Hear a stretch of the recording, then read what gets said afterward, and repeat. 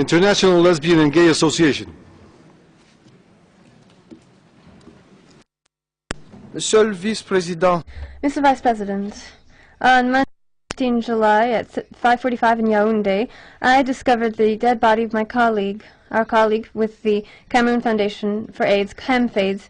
He was a friend and an activist for health, a human rights defender for LGBTI persons, a journalist and a writer. His name was Eric Lembembe Ohina. He was closed in his room after having been tortured and killed.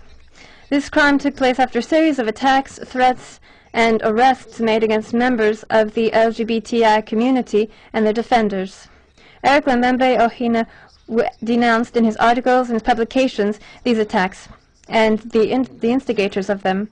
He was harassed verbally on the telephone, by email, and by SMS. He was even arrested and placed in detention, but he didn't take these threats into account, and it cost him his life.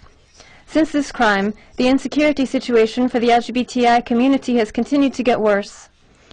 I would like to thank the government of Cameroon for its participation in the UPR, but at the same time, we would like to draw attention to the silence with respect to the situation of abuse of LGBTI persons and their defenders.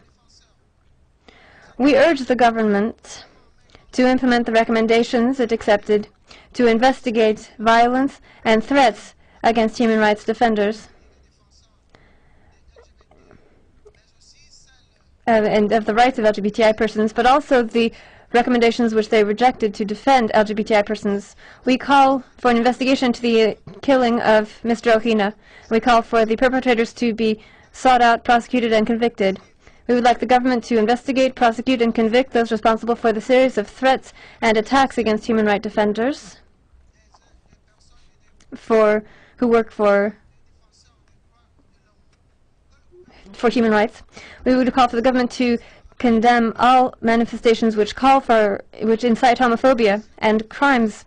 We call for organizations